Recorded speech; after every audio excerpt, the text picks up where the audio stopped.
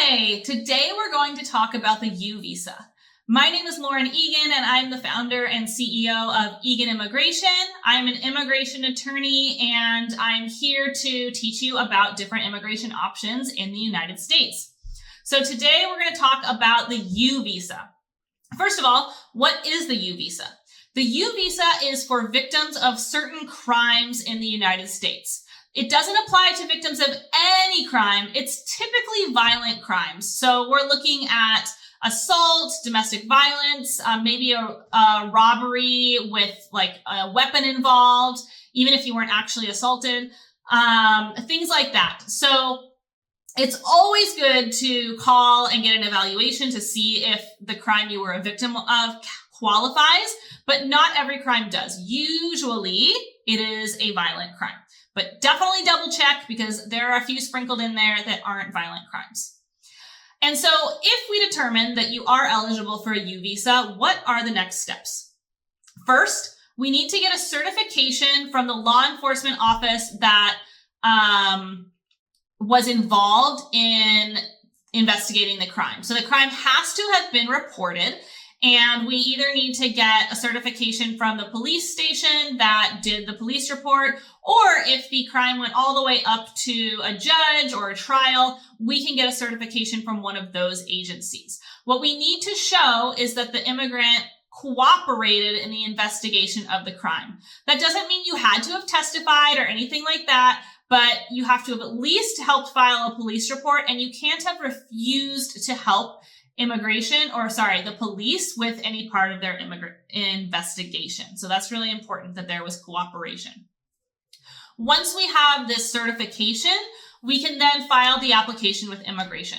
So the application with immigration is going to consist of certain forms. We're going to include the certification, and it has to be within 6 months of receiving the certification. We're going to include any evidence of the crime, any evidence of what the immigrant suffered, and that'll include a declaration and anything else that we might have. Usually we're also including waivers. The nice thing about a U visa is that it forgives a lot of issues that immigrants typically have, such as an unlawful entry, prior deportation, potentially a criminal history. All of those things can be forgiven with a U visa waiver. However, it is up to the officer that reviews the case to decide if they're going to forgive those things or not. And they take a balancing approach. So they're going to look at, how much did the immigrant suffer as a result of the crime versus what kinds of things do they have on their record. Usually, if it's just an unlawful entry or a few unlawful entries, they're almost always going to approve that waiver. But if there are unlawful entries, deportations, criminal convictions, that's when they're really going to look at it and decide, okay, is it balanced? Is it worth it for us to approve this U visa case? So when we apply for the U visa, we can also apply for derivatives. If the applicant is under 21, we can apply for their parents as derivatives and their minor siblings. If the applicant is over 21, we can apply for their minor children and their spouse. So that is excellent for a U visa to be able to include those family members. Once we file, the process can be very long.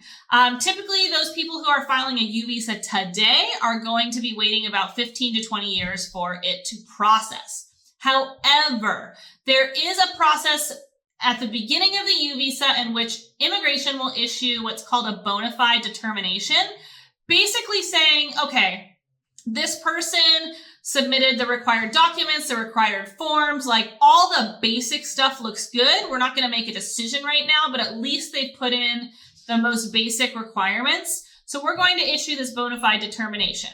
Once we have that, the immigrant can then get deferred action, which gives them permission to stay in the United States, and it protects them from deportation while the case is pending. And they can also apply for a work permit. So that's an excellent benefit, especially since the cases are going to be pending for so long, to have that work permit and be able to renew it while the case is pending. Once the case gets through the waiting line, gets to the end of those 15, 20 years of waiting and is approved, then you have your visa. 3 years later, you can apply for permanent residence And then 5 years after getting your permanent residence, you can apply for citizenship.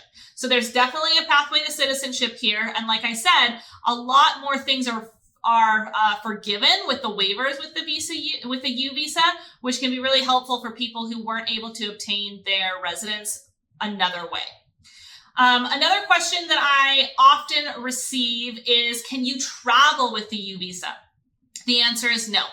If you travel with the U visa, you have to then request advance parole to come back into the United States, but you can't request it in advance. You have to wait until you're out of the country and then request it at the nearest consulate or embassy. And that can be really risky. We don't know how long it's going to take the consulate or embassy to approve it. We don't even know if they will approve it. So I always tell my clients, don't risk it.